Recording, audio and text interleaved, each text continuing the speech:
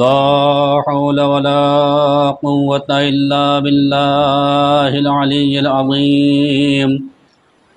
أعوذ بالله من الشيطان اللعين الرجيم. بسم الله الرحمن الرحيم. الحمد لله رب العالمين، والصلاة والسلام على أشرف الأنبياء والمرسلين سيدنا ونبينا وحبيب قلوبنا وطبيب نفوسنا وشفيع ذنوبنا أبي القاسم محمد صلى الله عليه وسلم. والسلام على أهل بيته الطيبين الطاهرين المعصومين المظلومين، ولعنة الله على أعدائهم أجمعين من الآن إلى قيام يوم الدين. أما بعد فقد رب اشرح لي صدري ويسر لي أمري واحلل عقدة من لساني يفقه قولي. وقال الله سبحانه تبارك وتعالى في محكم كتابه المبين، وهو أصدق القائلين وقوله الحق. بسم الله الرحمن الرحيم. تبارك الذي بيده الملك وهو على كل شيء قدير، الذي خلق الموت والحياة ليبلوكم أيكم أحسن عملا. صلوات محمد وعلى محمد. صدق الله العلي العظيم وصدق رسوله الكريم. بسم الله الرحمن الرحيم. اللهم كن لوليك الحجة ابن الحسن صلواتك عليه وعلى آبائه في هذه الساعة وفي كل ساعة وليا وحافظا وقائدا وناصرا ودليلا معينا، حتى تسكنه أرضك طوعا وتمتعه فيها طويلا. اللهم صل على محمد وآل محمد وعجل فرجهم. عزیزان گرامی قدر، قبل اس کے اس آیے مبارکہ کے ذیل میں آپ حضرات کے سماعت کے حوالے کچھ باتیں کی جائیں. گزارش یہ ہے کہ آپ حضرات نے مرتبہ سورہ حمد اور 3 مرتبہ سورہ توحید کی تلاوت فرما کر کے مرحوم سید مجیب الحسن ابن سید ذکی حسن کی روح کو ایصال فرما دیں. بسم اللہ الرحمن الرحیم. اللہم صلی علی محمد، اللہم صلی علی محمد وآل محمد، اللہم صلی علی محمد وآل محمد. بسم اللہ الرحمن الرحیم. ایاک نعبد و ایاک نستعین، صراط المستقیم صراط الذین أنعمت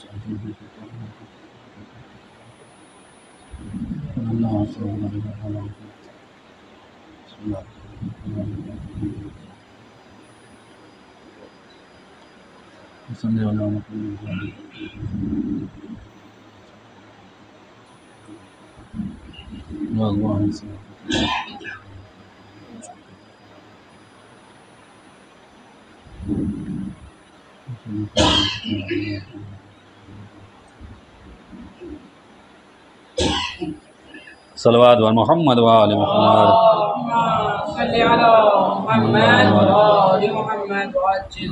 عزیزان گرامی، شب جمعہ بھی ہے اور یہ مہینہ جو ہے جمادی الاولیٰ ہے، اور کچھ دن کے بعد ایام عزائے فاطمیہ شروع ہو جائیں گے، اور شب جمعہ ہے، لہذا کئی مناسبتیں ہیں. تو تھوڑا تھوڑا اشارہ کرتے ہوئے مختصر سے وقت میں اپنی بات کو منزل تمام تک پہنچانا ہے. اور یہ ہم سب جانتے ہیں کہ شب جمعہ اور روز جمعہ یہ وہ دن ہیں اور یہ وہ شب ہے، اور روز جمعہ وہ دن ہے جسے سید الایام کہا جاتا ہے۔ بات کو جلدی لحاظ کر کے منزل تک پہنچنا ہے، لیکن چونکہ میری عادت یہ ہے جب میں کوئی مجلس جس مناسبت سے ہوتی ہے میں اسی سلسلے کو آگے لے کر کے بڑھتا ہوں۔ محفل ہے تو وہ سلسلہ الگ ہوتا ہے، مجلس ہے سلسلہ الگ ہوتا ہے، ایصال ثواب ہے تو سلسلہ ہوتا ہے، اور شب جمعہ میں جب مجلس پڑھتی ہے تو خاص طور سے ہم اپنے امام وقت کو ضرور یاد کرتے ہیں۔ لہذا جب شب جمعہ آتی ہے تو اس کی بڑی عظمت اور بڑی فضیلت ہے، اور روز جمعہ کی بہت زیادہ عظمت اور فضیلت ہے، اور جمعہ کے لیے حکم دیا گیا ہے اذا نودی للصلاة من یوم الجمعۃ فاسعوا الی ذکر اللہ، یعنی جب تمہیں جمعہ کے روز ندا دی جائے، پکارا جائے، یعنی جب اذان ہوتی ہے فاسعوا الی ذکر اللہ، تو اللہ کے ذکر کے لیے سعی کرو، یعنی کوشش کرو، جلدی کرو، یعنی دوڑتے ہوئے جاؤ، یعنی کتنی اس کی عظمت ہے۔ تو لہذا جب عظمت ہے تو آخر وجہ کیا ہے کہ اتنی عظمت ہے، اس رات کی اتنی عظمت ہے اور آنے والے دن کی عظمت ہے، تو لہذا اس رات میں جو شخص، جو بھی بندگان خدا میں سے اللہ کا نیک بندہ عبادت بجا لاتا ہے، لہذا اس کی عبادتیں اس کی ڈبل ہو جایا کرتی ہیں۔ روز جمعہ جو عبادت بجا لاتا ہے اس کی عبادت کا ثواب بقیہ اور 6 دنوں میں جو عبادت انسان کرتا ہے جتنا ایک کے بدلے ایک ملتا ہے، لیکن شب جمعہ اور روز جمعہ اس عبادت کا ثواب جو ہے وہ دگنا ہو جاتا ہے، ڈبل ہو جاتا ہے۔ اچھا، جب عبادت کا ثواب ڈبل ہو جاتا ہے تو اس کا مطلب یہ نہیں ہے کہ صرف عبادت ہی کا ثواب زیادہ ہوتا ہے، جس طریقے سے عبادت کرنے کا ثواب ڈبل ہو جاتا ہے اسی طریقے سے اس شب جمعہ میں اور روز جمعہ میں گناہ کرنے کا جو عذاب ہے وہ بھی ڈبل ہو جاتا ہے۔ لہذا ہماری یہ ذمہ داری ہے کہ ہم شب جمعہ اور روز جمعہ کی حرمت کو باقی رکھیں، خیال رکھیں، اس کا احترام کریں۔ لہذا جب شب جمعہ آئے تب سے لے کر کے روز جمعہ جب مغرب کا وقت یعنی جب تک آتا ہے تب تک اس کا احترام برقرار رکھیں، یعنی کوئی ایسا کام نہ کریں جو گناہ کی منزل میں ہمیں لے جائے، تاکہ ایسا نہ ہو کہ ہمارے جو اعمال ہیں گناہ کے اعتبار سے اس کی ہمیں ڈبل سزا ملے یا مجرم قرار پائیں۔ اور اس بات کا خیال رکھیں کہ جب روز جمعہ یا شب جمعہ سے لے کے روز جمعہ ہم اس طریقے سے اپنے ایک ایک لمحے کو گزاریں کہ کوئی لمحہ جو ہے ہماری زندگی کا عبادت سے خالی نہ جانے پائے۔ لہذا صبح سے لے کر کے آپ دیکھیں روز جمعہ ناخن کاٹنا، داڑھی بنانا، موچھیں تراشنا، غسل کرنا، یہ سب کیا ہے؟ مستحب عبادت ہے۔ لہذا انسان کو چاہیے سب میں لگا رہے، پھر اس کے بعد نماز جمعہ کی تیاری کرے، نماز جمعہ پڑھنے کے لیے جائے، نماز جمعہ کے بعد پھر اپنا دعاؤں میں زیارتوں میں مشغول ہو جائے، کبھی دعائے ندبہ کی تلاوت کر لے، کبھی دعائے کمیل کی تلاوت کر لے، دعائے سماعت کی تلاوت کر لے۔ کیوں یہ ساری دعائیں کیوں رکھی گئی ہیں؟ دعا مومن کے لیے بہترین اسلحہ ہے۔ دنیا کے سارے لوگوں کے اسلحے اور ہوں گے جس سے اپنا وہ دفاع کرتے ہیں اور اپنے دشمن کو پسپا کرتے ہیں اور اپنے اندر طاقت پیدا کرتے ہیں، لیکن ہمارے پاس وہ دعا ہے جو امام نے بتا دیا کہ دعا بہترین اسلحہ ہے۔ لہذا ہمیں چاہیے کہ ہم اپنے دشمن کو بھی اس سے مار بھگائیں اور اپنے اندر کے دشمن کو بھی اس سے ہم پسپا کریں۔ یقین مانیے دعا کے وہ جملے ہمارے پاس دعاؤں کا ذخیرہ ہے۔ آپ صحیفہ سجادیہ دیکھ لیں یا صحیفہ مولا کائنات دیکھ لیجئے، اور اس کے علاوہ قرآن ہے، نہج البلاغہ ہے، ساری چیزیں ہیں، لیکن دعاؤں کا ایک ذخیرہ ہے۔ لہذا جمعے کے دن تو ہمیں خاص طور سے اس کا لحاظ رکھنا چاہیے کہ کم از کم اگر اس دن ہم عبادت کریں گے تو عبادت ہماری تنہا نہیں رہ جائے گی، ایک ثواب نہیں ملے گا بلکہ اس کا ہمیں ڈبل اجر ملے گا۔ لہذا اس دن کو ہمیں ضائع نہیں جانے دینا چاہیے۔ صلوات بر محمد و آل محمد۔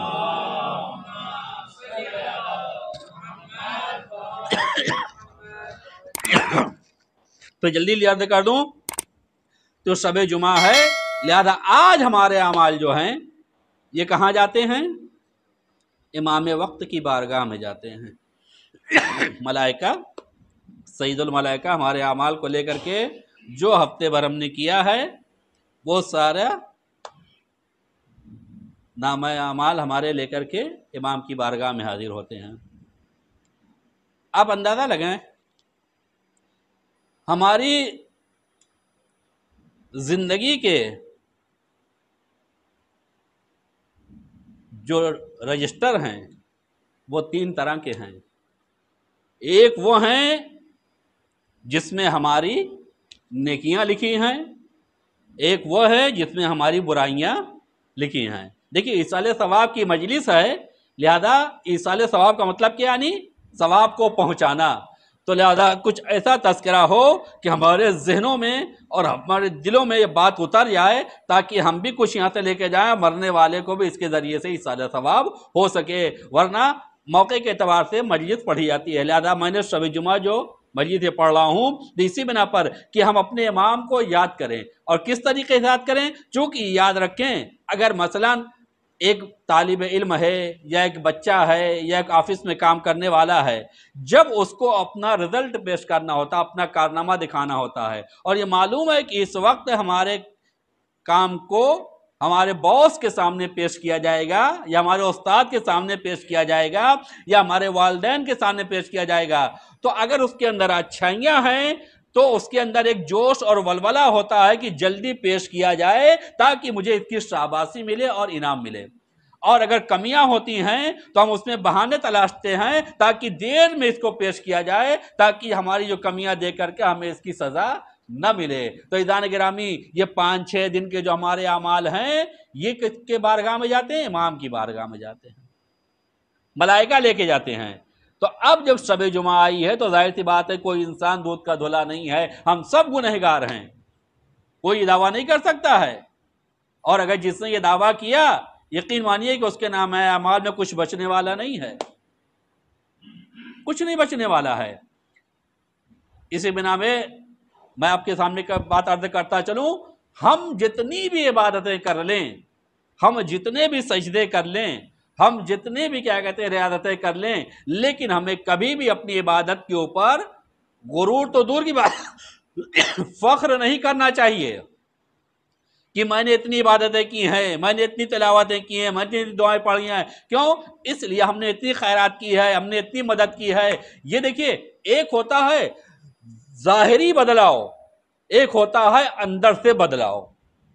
लिहाजा जब हमारे अंदर तब्दीली आने लगे तो हम समझ लें कि हमारी इबादतें खुदा की बारगाह में पहुंच रही हैं, कबूल हो रही हैं।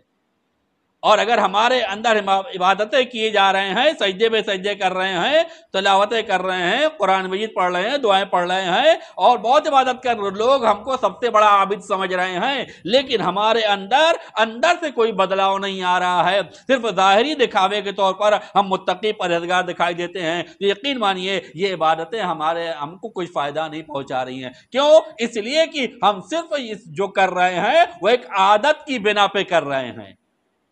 अगर आदत की बिना पे ना होता तो हमारे अंदर ये दुआएं तब्दीली लाती, ये नमाजें तब्दीली लाती, ये इबादतें तब्दीली लाती। और कोई भी इंसान अगर तब्दीली आ भी रही है तब उसे शुक्र खुदा बजा लाना चाहिए। क्यों? परवरदिगार, तूने मुझे मौका दिया कि मैं तेरी बारगाह में इबादत को बजा ला रहा हूं और तूने मेरी इबादत को कबूल किया है।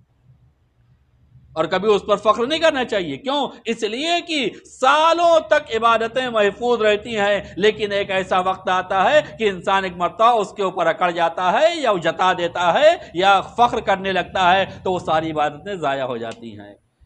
ज़्यादा तारीख के दामन में बहुत सारे वाक़यात मिलेंगे और बहुत सारे ऐसे गुनहगार मिलेंगे जिन्होंने ज़िंदगी भर बहुत सारी गुनाह की हैं, लेकिन उन्होंने कुछ ज़िंदगी में ऐसे अमाल अंजाम दिए हैं जो खुदावंद आलम ने उसे कबूल किया है। तो जिंदगी भर इबादतों को बजा लाने वाला आखिर में जाता है तो नामाए अमाल उसके खाली होते हैं, लेकिन गुनहगार जब आखिर में दुनिया से जाता है तो दुनिया से जाता तो ज़ाहिरन देखने में गुनहगार मर गया है, लेकिन हकीकत में खुदा उसे पसंद करता है और उसे जन्नत अता करता है।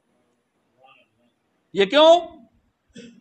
ये अंदर के मिजाज को हमें कंट्रोल में रखना है। कभी इबादत करने के बाद हमारे अंदर गुरूर या फख्र ना आ जाए, खुदा कबूल कर ले, ये सबसे बड़ी अहम है। और इबादत इंसान करता क्यों है?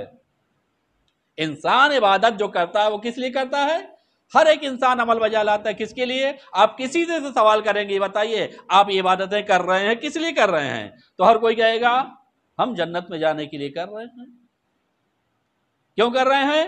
جہنم سے بچنے کے لیے اور جنت میں جانے کے لیے۔ تو عزیزان گرامی، کیا عبادتیں ہمیں جنت میں لے جائیں گی؟ عبادتیں جنت میں نہیں لے جائیں گی۔ عبادتیں جو ہیں وہ صرف ہمارے درجات کو بڑھائیں گی۔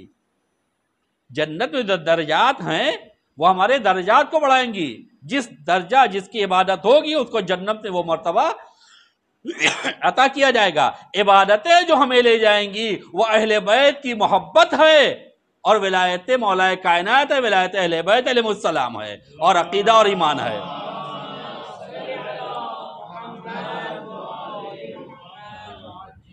زیادہ وقت نہیں لوں گا، شب جمعہ اسی مناسبت سے میں عرض کرنا چاہتا ہوں کہ عبادتیں جو ہمیں جنت میں نہیں لے جائیں گی، جنت میں ہمارے عقیدے لے جائیں گے، ہمارے ولایت اہل محمد جو ہمیں جنت تک لے جائے گی۔ ہاں، جنت میں درجات جو ہمارے بڑھیں گے ان عبادتوں کی بنا پہ بڑھیں گے۔ زیادہ جنت کا جو جنت النعیم ہے، جنت الماوا ہے، جنت الفردوس ہے، یہ سارے جنتوں کے نام ہے کہ نہیں ہیں؟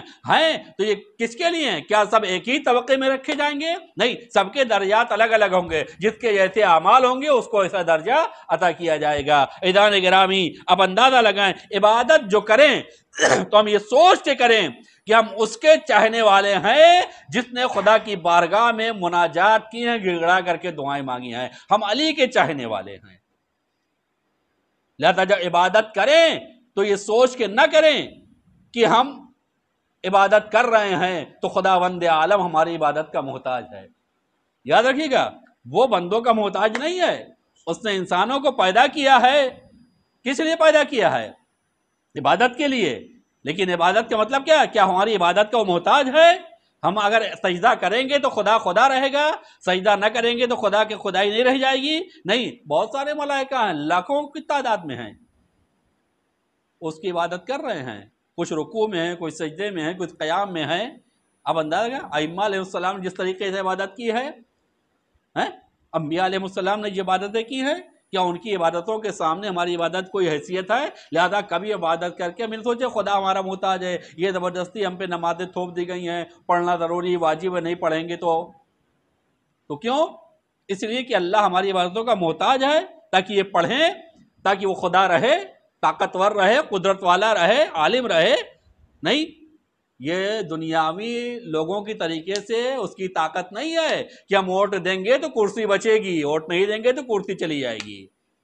اسے ایک بھی انسان اگر سجدہ نہ کرے تب بھی وہ خالق رہے گا، معبود رہے گا، اور اگر ساری کائنات مل کر کے 24 گھنٹہ سجدہ کرے تب بھی وہ اللہ خالق و معبود رہے گا۔ صلوات بر محمد وعلی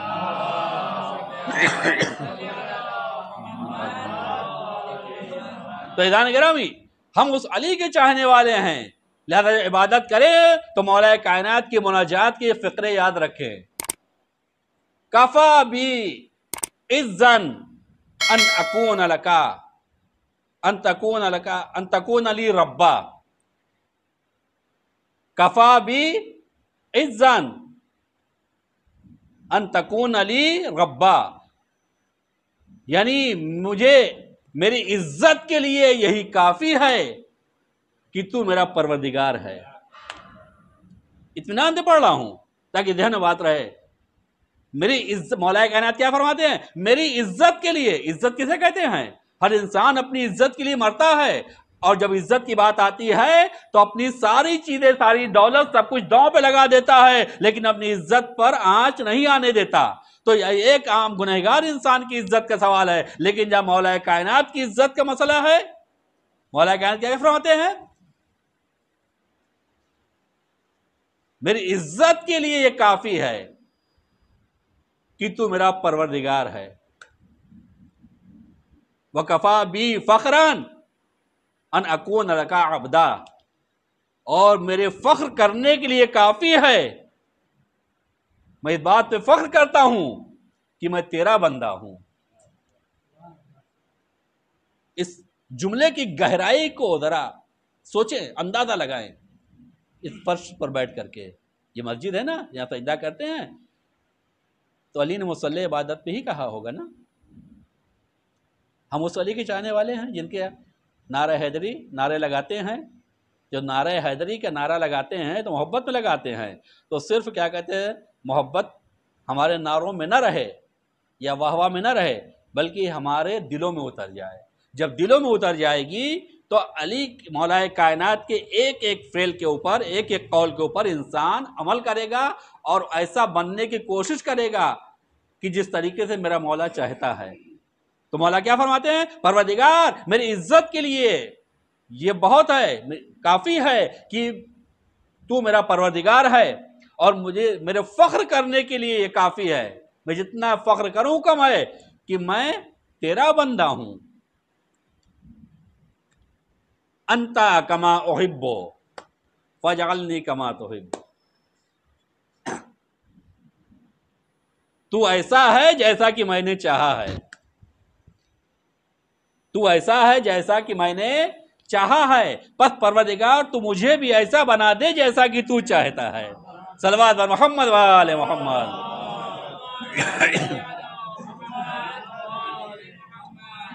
کبھی ہم نے اپنی دعاؤں میں یہ مناجات کی؟ شب جمعہ ہے اس لیے بیان کر رہا ہوں میں، دعاؤں کی رات ہے، جتنا چاہیں دعا کریں اور اپنے امام وقت کو یاد کریں، اور واقعاً آنکھوں سے آنسو کے ذریعے سے یاد کریں۔ کہتے ہیں جب دل پہ چوٹ پڑتی ہے تو آنکھوں سے آنسو خود بخود جاری ہو جاتے ہیں۔ آپ اندازہ لگائیں، ایک انسان مر جاتا ہے تو ہم یہ دیکھتے ہیں کہ 50 لوگ اس کی مٹی میں شریک ہیں، تو اس 50 میں سے کچھ ایسے ہیں جو تڑپ کر کے رو رہے ہیں، یعنی اپنے آپ میں نہیں ہیں، لوگ انہیں سنبھال رہے ہیں۔ کچھ ایسے ہیں جو صرف آواز کے ساتھ گریا کر رہے ہیں، کچھ ایسے ہیں جو چپکے سے کھڑے کہیں آنسو بہا رہے ہیں، کچھ ایسے ہیں جو تماشا دیکھ رہے ہیں۔ آخر وجہ کیا ہے؟ ایک ہی میت ہے، شریک اتنے سارے لوگ ہیں، لیکن سب کے غم کا انداز الگ الگ ہے۔ کیوں؟ جس کے دل پہ چوٹ لگی ہے، جس کا سب سے قریب تھا جانے والا، تو لہذا وہ تڑپ کے رو رہا ہے۔ جو رشتہ دار تھے وہ بلک کے رو رہے ہیں، جو اور دور کے دوست تھے وہ چپکے سے آنسو بہا رہے ہیں، جو اور دور کے تھے وہ کم اور محبت ہے لہذا انہیں کم چوٹ لگی ہے، وہ صرف کھڑے دیکھ رہے ہیں، پرسہ دے رہے ہیں۔ تو عزیزان گرامی، ہم اپنے امام سے کتنی محبت کرتے ہیں یہ ہمیں زبان سے نہیں کہنا ہے، یہ ہمیں اپنے اعمال کے ذریعے سے اور اپنے گریے کے ذریعے سے بتانا ہے کہ کتنا ہم چاہتے ہیں۔ لہذا شب جمعہ ہے تو دعائے کمیل اس طریقے سے پڑھیں کہ واقعاً ہمارے دل پہ چوٹ لگے اور آنکھوں سے آنسو نکلے، اور امام کی بارگاہ میں اس وقت آنسوؤں کے ساتھ فریاد کریں، اے فرزند زہرا بہت دیر ہو رہی ہے، آپ تشریف لائیں، حالات بد سے بدتر ہوتے چلے جا رہے ہیں، کچھ نہیں سدھرنے والا جب تک کہ آپ نہیں آئیں گے، آپ کی بہت شدید ضرورت ہے، اور ہم اتنے بدنصیب ہیں کہ آپ ہمارے سامنے ہیں لیکن ہم دیکھ نہیں سکتے ہیں، لیکن مولا آپ تو ہمیں دیکھ رہے ہیں، ہماری فریاد سن رہے ہیں، لہذا جب آپ ہمیں دیکھ رہے ہیں، ہماری فریاد سن رہے ہیں، تو آپ ہماری غربت پر کرم کیجیے، رحم کریے، اور جب گڑگڑا کے دعا کریں گے اور کربلا کے شہید کا واسطہ دیں گے، مظلوم کربلا حسین کا، یقین مانیں خداوند عالم ہماری دعا کو رد نہیں کرے گا، ہماری خطائیں بھی معاف ہو جائیں گی اور نیکیوں میں اضافہ بھی ہو جائے گا، اور امام کے ہم محبوں، ناصروں، شیعوں میں ہمارا شمار ہو جائے گا، اور جب نامہ اعمال جائیں گے امام کی بارگاہ میں تو امام دیکھیں گے یہ میرا وہ شیعہ ہے، یہ میرا وہ محب ہے جو واقعا میری جدائی کے اوپر تڑپ رہا ہے۔ اب اندازہ لگائیں جب کوئی دنیا سے جاتا ہے تو شب جمعہ کی عظمت کیا ہے، میں نے بتایا نا جس طریقے، اور ہمارے یہاں کیا ہوتا ہے، ہمارے یہاں جو یہ فلمیں بنتی ہیں زیادہ تر مسلمان بنانے والے ہیں، اور کب ریلیز ہوتی ہے؟ روز جمعہ. اور جس کو زیادہ شوق ہوتا ہے وہ سب سے پہلے پہنچنے کی کوشش کرتا ہے. اب تو خیر اپنے ہاتھوں میں تھیٹر آ گیا ہے.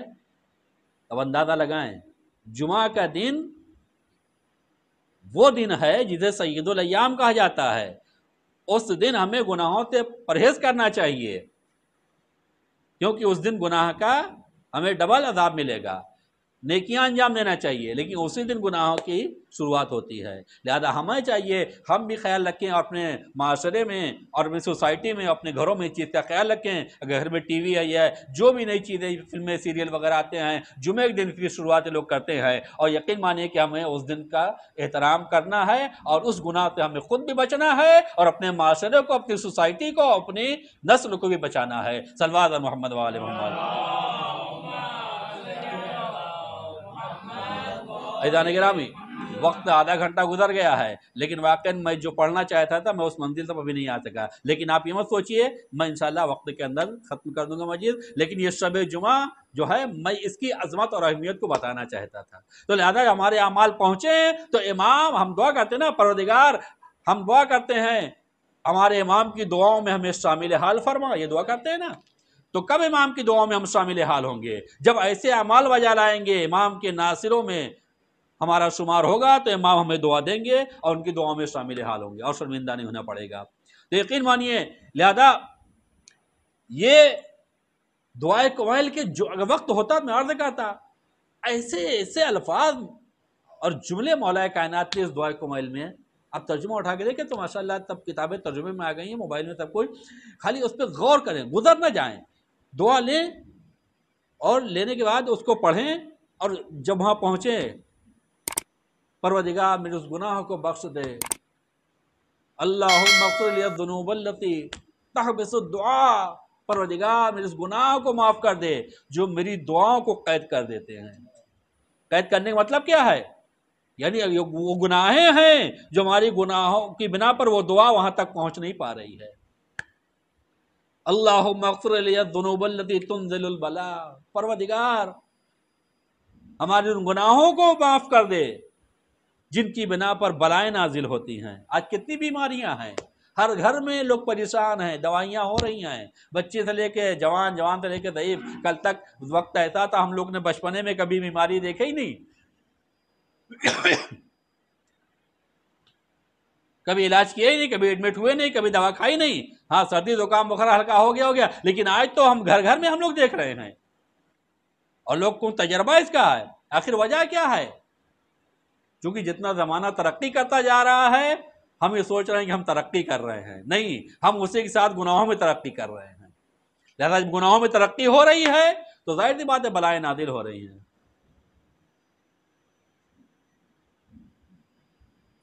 تو ہمیں کیا کریں؟ اگر وقت ہوتا دو چار جملے اور عرض کرتا اس میں دعا کے، لیکن نہیں.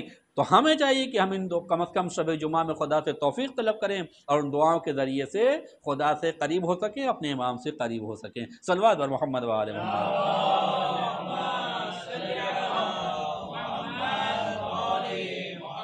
عزیزان گرامی، یہ زندگی ہماری چند دن کی. ایک مرحوم کی سال ثواب کی مجلس ہے، بہت ہی نیک تھے. آج سے نہیں، میں ان کو سن 94 سے جانتا ہوں، 94 سے. انٹا فیل میں رہتے تھے. مجیب بھائی بہت ہی نیک اور بہت ہی واقعاً منکسر المزاج. کبھی ہم نے ان کے اندر اکڑ نہیں دیکھی، کبھی ان کے اندر انا نہیں دیکھی. ہمیشہ خلوص نیت کے ساتھ ملتے تھے اور احترام کرتے تھے. علماء کا بہت زیادہ احترام کرتے تھے جب بھی ملاقات ہوتی تھی. یقین مانیے، لیکن ظاہر سی بات ہے کوئی انسان دنیا میں ہمیشہ رہنے کے لیے نہیں آیا ہے. اور یقین مانیے کہ جو انسان جتنی جلدی چلا جاتا ہے یہ خدا سے قریب ہونے کی اس کی علامت ہے. بیماریاں ایک بہانہ بنتی ہیں، لیکن یقین جانیے اگر انسان جلدی چلا گیا، کوئی اس دنیا سے جانے کے لیے یہ لمٹ نہیں ہے کہ اب یہ 30 سال کے ہوں گے، 40 سال کے، 50 سال کے، 60 سال کے تب ہمارے بھی بیمار ہوں گے، بستر پہ جائیں گے تو مریں گے. ایسا نہیں ہے. آج کل موت بڑی آسان ہو گئی ہے. کتنا कुछ नहीं कह सकते कब किसको मौत आ जाए, किस वक्त आ जाए, कहाँ आ जाए, किस आलम में आ जाए। लिहाजा हर इंसान को तैयार रहना चाहिए। क्यों? इसलिए कि हम हमेशा के लिए नहीं आए हैं। कितना भी जी लेंगे तो 100 साल जी लेंगे, उससे ज़्यादा तो ही जी पाएंगे ना। आजकल कोई नहीं जी पा रहा है। जाना तो है ही एक दिन। क्यों? क्योंकि ये मौत क्या है? नेमते परवरदिगार है। हम इसे क्या समझते हैं? मुसीबत समझते हैं, और नऊज़ुबिल्लाह इसे नहूसत समझते हैं, या फुअर समझते हैं, या मतलब जिसके जरिए से कि ये बहुत ऐसी चीज है कि इसका सामना नहीं होना चाहिए, जबकि ऐसा नहीं है। वक्त होता था कहता कि मौत क्या है? अल्लाह, मैंने आयत पढ़ी थी यही ना, अल्लज़ी खलक़ल मौत वल हयात, अल्लाह वह जिसने मौत को और हयात को पैदा किया। तो मौत क्या है? मखलूक है। अल्लाह क्या है? खालिक है। तो जो खालिक है पैदा करने वाला, तो अल्लाह क्या है? अहसनुल खालिकीन है, यानी बेहतर पैदा करने वाला, अच्छा पैदा करने वाला है। तो उसने जितनी चीजें पैदा की हैं वो अच्छी हैं, वो खराब तो नहीं है ना। तो मौत भी मखलूक है, तो मौत को भी अल्लाह ने पैदा किया है, तो मौत तो खराब नहीं है, मौत तो अच्छी से है। लेकिन हम मौत से इतना घबराते क्यों हैं? अगर मैंने यहां तक माहौल ये देखा है कि यहां तक एहतियात करना पड़ता है, यहां तो पता न कि नहीं मालूम है, लेकिन लोग यूपी ही के ज्यादा जानते हैं। अगर किसी की बुत को मैयत हो गई तो लोग कहते हैं बुत दोहराएगा। किसी का सनीचर को पुरसा देने जाना है, करना जाना, लोग खोम मानते हैं। खोम क्या चीज होता है? नहीं, नहुसत मानते हैं। फला दिन तीजा ना करना, इसलिए ऐसा हो जाएगा। ऐज़ान गिरामी, ये कहां से है? मौत अमर परवरदिगार है, रहमत परवरदिगार है, मखलूक खुदा है, और खुदा ने जो चीज पैदा की वो खराब नहीं है, वो क्या अच्छी है। अल्लाह हसनुल खालिकीन है, जो हसनुल खालिकीन है, जो चीज पैदा करेगा वो अच्छी होगी। तो मौत भी अच्छी है, तो क्यों बुरा मानते हैं? ये हमारे अंदर जो शैतान है और गलत जो हमारे अंदर फिक्र बैठ गई है, उसी की बिना पर आज हम मौत को बुरा समझते हैं, या मौत को नऊज़ुबिल्लाह खराब समझते हैं। मौत क्या है? रहमत परवरदिगार का नाम है। आप यकीन मानिए कि किस एक गरीब ऐसा है जो करबला नहीं जा सकता, नजफ नहीं जा सकता है, लेकिन एक पैसे वाला जाता है। जाने के बाद उसने क्या किया? मौला को देखा? नहीं देखा, सिर्फ मौला के रोजे की ज़ियारत की है, मौला की ज़ियारत नहीं की है, जरी का बोसा दिया है। लेकिन जब मौत आती है मोमिन के पास, तो मौला पहले आते हैं। तो ये बताइए, मुलाकात अली का नाम मौत है। सलवात बर मोहम्मद वाले मोहम्मद।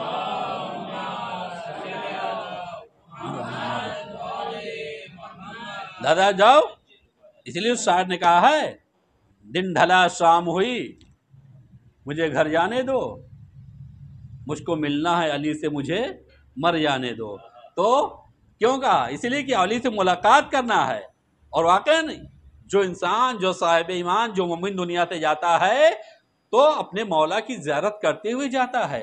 अब यकीन मानिए, सिर्फ ये कहानी नहीं है, वाकया है और हकीकत है। मौला की ज़ियारत करता है। मरने वाला जब मरने के करीब होता है, अभी तो लोग हालत एहतज़ार में बहुत कम होते हैं, किसी न किसी बहाने से अटैक आया, मर गए, किसी या एक्सीडेंट हो गया, कुछ हो गया, मौत हो जाती है। लेकिन हालत एहतज़ार समझते हैं ना, यानी वो मंजिल कि जब इंसान जानकुनी के आलम में होता है, यानी मौत अब जब दम निकलने वाला है, अब जान निकलने वाली, तब निकलने वाली है, उसे कहते हैं हालत एहतज़ार। एहतज़ार क्यों कहते हैं? क्योंकि उस वक्त मलकुल मौत हाजिर होते हैं, और बकिया दूसरे लोग भी, शैतान भी अपने ग्रोह के साथ हाजिर होता है, और हमारे अइम्मा अलैहिस्सलाम भी हाजिर होते हैं, यानी सब, और रिश्तेदार भी हाजिर रहते हैं, सब लोग देखने वाले भी, तीमारदार जो होते हैं वो भी हाजिर रहते हैं, सब वहां पे हाजिर रहते हैं। लिहाजा उसका नाम क्या रखा गया? हालत एहतज़ार, यानी सब वहां पर हाजिर रहते हैं।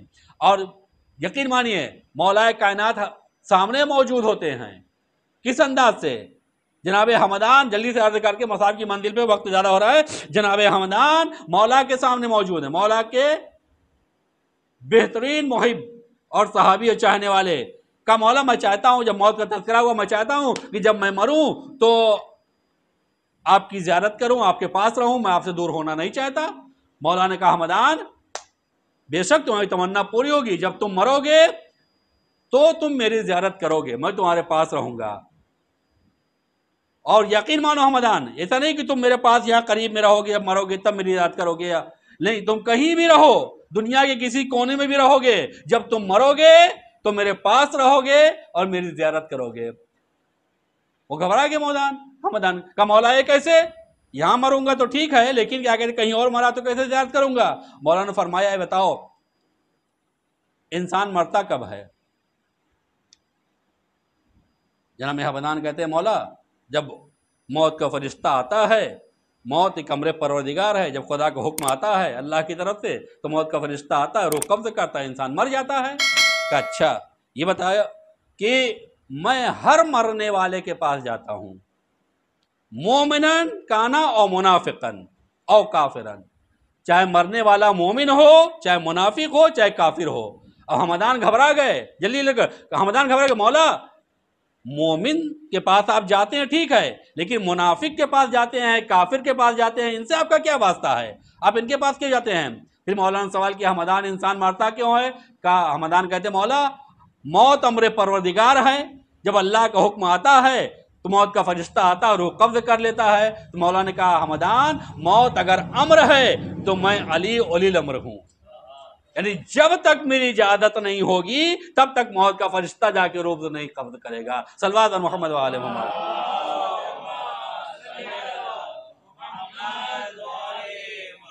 اچھا اس کے بعد کہا مولا اچھا ٹھیک ہے یہ تو آپ نے بتا دیا جب تک آپ کی اجازت نہیں، آپ کی اجازت کے بغیر فرشتہ روح قبض نہیں کر سکتا۔ مولا آپ مومن کے پاس رہتے ہیں، پہنچتے ہیں وقت آخر، یہ سمجھ میں آتا ہے وہ آپ کا چاہنے والا ہے، لیکن منافق سے کافر سے آپ کا کیا واسطہ ہے؟ وہی مولانا نے پھر دوبارہ وہی کہا انسان کیوں مرتا ہے؟ کہا جب خدا حکم دیتا ہے نا۔ تو مولا آپ کیوں رہتے ہیں حاضر؟ کہا دیکھو میں مومن کے پاس بھی جاتا ہوں، منافق کے پاس بھی جاتا ہوں، کافر کے پاس بھی جاتا ہوں، لیکن میرے جانے کا انداز بدلا ہوتا ہے۔ کہا مولا کیسے؟ کہا جب منافق مرتا ہے یا کافر مرتا ہے تو اس کے پاس میں جاتا ہوں لیکن اس کے میں سرہانے کھڑا ہو جاتا ہوں۔ کہاں کھڑا ہوتا ہوں؟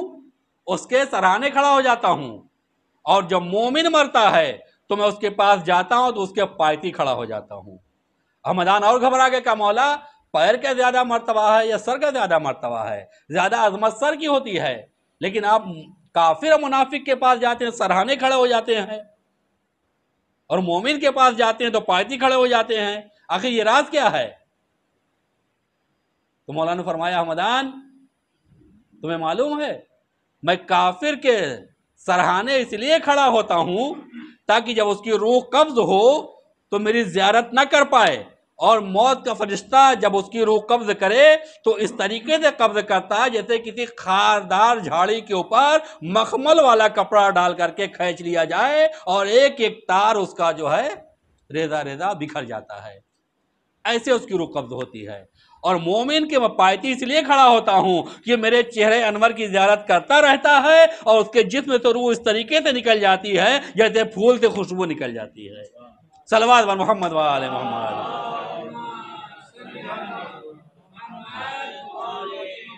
کہ میں اس لیے مومن کے پایتی کھڑا ہوتا ہوں تاکہ میرے چہرے کی زیارت کرتا رہے اور اس کی روح اس طریقے سے نکل جائے کہ اسے پتہ بھی نہ چلے۔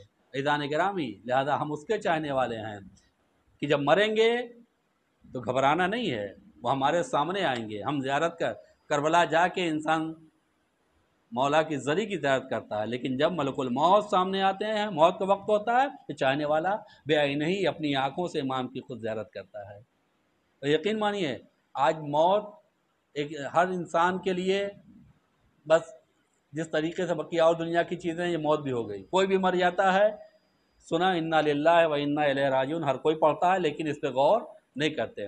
مٹی دینے سب جاتے ہیں، مٹی جنازہ جا رہا ہے، موبائل پہ بات ہو رہی ہے، شرکت کیے قبرستان میں ہیں، ایسی جگہ موجود ہیں جہاں پہ اپنی آخرت کو سوچنا چاہیے، وقت ہوتا درد کرتا، لیکن یقین مانیے ہم یہ سوچتے ہیں کہ ہم تھوڑی نہ مرنے والے ہیں، ہم تو ان کو دفنانے آئے ہیں، ابھی ہم بہت ساروں کو دفنا کے پھر ہماری باری آئے گی۔ لیکن نہیں، جب انسان قبرستان جائے تو یہ سوچے کہ خود یہ نہیں مرا بلکہ میں مر گیا ہوں۔ جب مرنے والے کو غسل و کفن دیا جائے تو یہ تصور نہ کرے کہ اس کو دیا جا رہا ہے بلکہ یہ غسل و کفن مجھے دیا جا رہا ہے۔ نماز جنازہ پڑھائی جائے تو یہ اس کی نہیں نماز جنازہ پڑھائی جا رہی، یہ میری نماز جنازہ ہو رہی ہے۔ خلاصہ کلام یہ کہ سب کچھ جو ہوتا رہا وہ دیکھتا رہا اور یہ نہ تصور کرے کبھی کہ اس کے ساتھ ہو رہا، بلکہ یہ سوچے میرے ساتھ ہو رہا۔ یہاں تک کہ میت کو قبر میں لٹا کر کے تلقین پڑھ دی گئی، تختہ لگا دیا گیا، سب کچھ ہو گیا، مٹی دے کر کے ہم آنے لگے، تو یہ کیا دیکھے؟ یہ ہمارے ساتھ ہو رہا ہے۔ لیکن جب وہاں سے قبرستان سے باہر نکلے تو خدا کی بارگاہ میں شکر بجا لائے، پروردگارا تیرا شکر ہے، میں تو گویا مر گیا تھا، تو نے مجھے دوبارہ زندگی دی ہے، جب دوبارہ اب زندگی ملی ہے، اب اس قبرستان سے جانے کے بعد میں اپنے اندر تبدیلی لاؤں گا۔ جنازے میں شرکت کرنے کا ثواب کیوں رکھا گیا ہے؟ تشریح جنازہ میں کیوں ثواب رکھا گیا ہے؟ یہ اسی لیے مستحب قرار دیا گیا، کیوں؟ انسان جب شریک ہو تو خود اپنے بارے میں تصور کرے، تاکہ جب وہاں سے واپس آئے تو اپنی گناہوں کی توبہ کرے، اپنے اندر ایک تبدیلی لانے کی کوشش کرے۔ صلوات بر محمد و آل محمد۔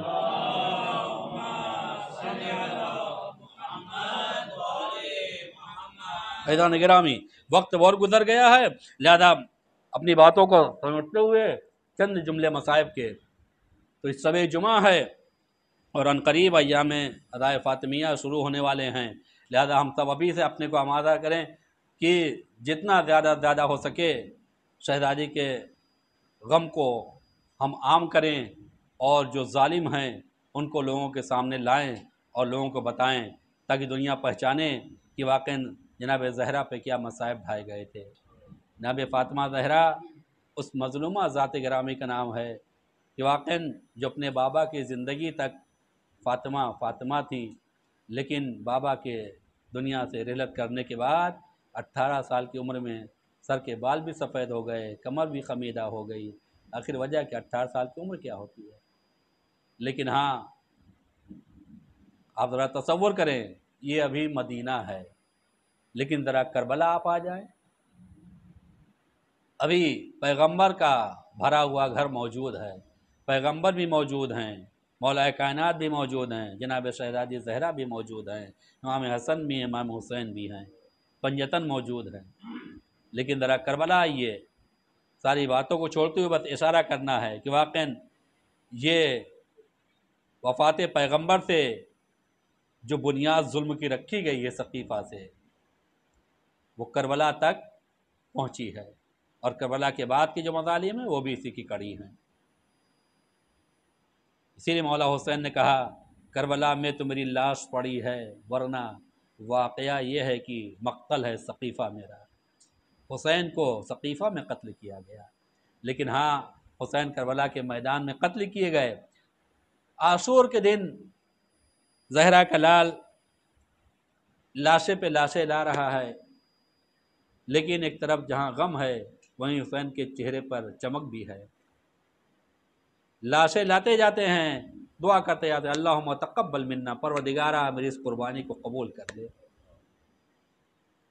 آپ اندازہ لگائیں ہمارے گھر سے ایک جنازہ نکلتا ہماری کیا کیفیت ہو جاتی ہے، سبھی کو تجربہ ہے، لیکن ذرا دیکھیں 3 دن کی بھوک و پیاس ہے، اور زخم پہ زخم ہیں، اور ایک لاشا نہیں، بھائی کا لاشا، بیٹے کا لاشا، بھانجوں کے لاشے، بھتیجے کے لاشے، یہ کس کا جگر ہے؟ یہ حسین کا جگر ہے۔ واقعاً قیامت تک کوئی حسین کے مقابلے میں نہیں آ سکتا ہے جو حسین نے قربانیاں دی ہیں، لیکن ہاں، جہاں حسین کی قربانی ہے وہی جناب زینب کی بھی قربانی ہے۔ آپ آئیے، میں آپ کو خیمہ جناب زینب تک لے چلوں۔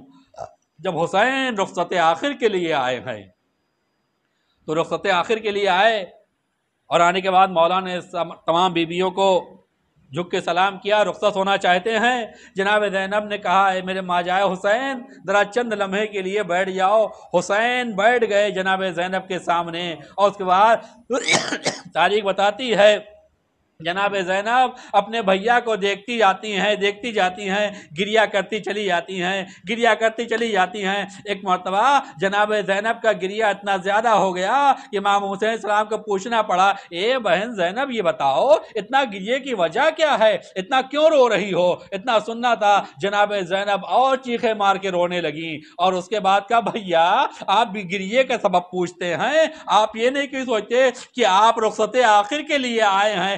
اے میرے بھیا آج آپ تنہا نہیں جا رہے ہیں بلکہ مجھے نانا کا زمانہ یاد آ گیا، بابا کا زمانہ یاد آ گیا، مادر گرامی کا زمانہ یاد آ گیا، بھیا حسن کا زمانہ یاد آ گیا۔ اے بھیا آپ کا کیسے نہ گریا کروں؟ امام حسین السلام فرماتے ہیں زینب تجھے میرے حق کا واسطہ کہ بتا دو اتنا گریا کیوں کر رہی ہو؟ ساری کیفیت تمہارے سامنے ہے، سارے واقعات تمہارے سامنے ہیں، میری شہادت کے بعد تمہیں قافلہ سالار بننا ہے، اے زینب تم اتنا گریا کیوں کر رہی ہو؟ تم اپنے کو سنبھالو۔ اور جناب زینب کہتی ہیں بھیا یاد رکھیے کہ آپ تنہا نہیں جا رہے ہیں بلکہ آج آپ جا رہے ہیں تو ایسا لگتا ہے جیسے آج ہی بابا بھی گئے ہیں، آج ہی ماں فاطمہ زہرا بھی گئی ہیں، آج ہی بھیا حسن گئے ہیں۔ کہا کس طریقے سے؟ کہے میرے بھیا جب نانا دنیا سے گئے تھے تو اس وقت بابا بھی موجود تھے، مادر گرامی بھی موجود تھی، سب نے بڑھ کے دلاسا دیا تھا۔ جب ماں دنیا سے گئیں